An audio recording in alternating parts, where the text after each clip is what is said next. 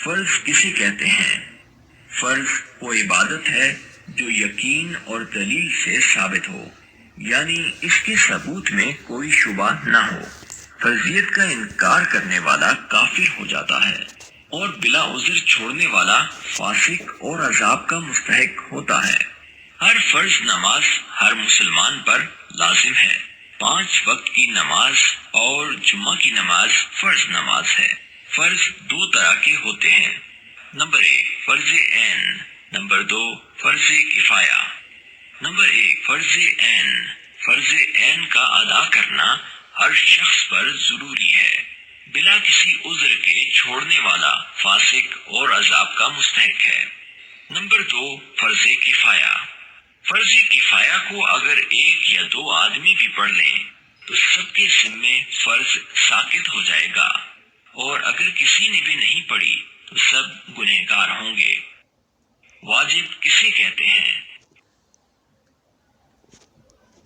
واجب کسے کہتے ہیں؟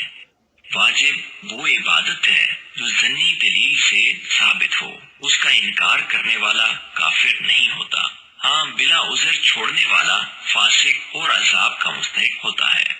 وتر کی نماز رات میں عشاء کی نماز کے بعد یا صبح فرض نماز سے پہلے رات میں پڑھی جاتی ہے۔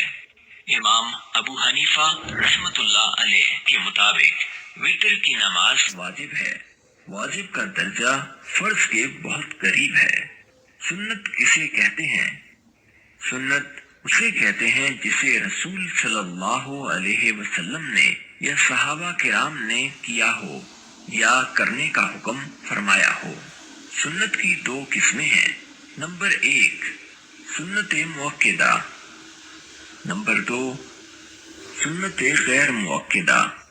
سنت مؤکدہ سنت مؤکدہ اس کام کو کہتے ہیں جسے رسول صلی اللہ علیہ وسلم نے ہمیشہ کیا ہو یا کرنے کے لیے فرمایا ہو اور ہمیشہ کیا گیا ہو، یعنی بغیر عذر کبھی نہ چھوڑا ہو۔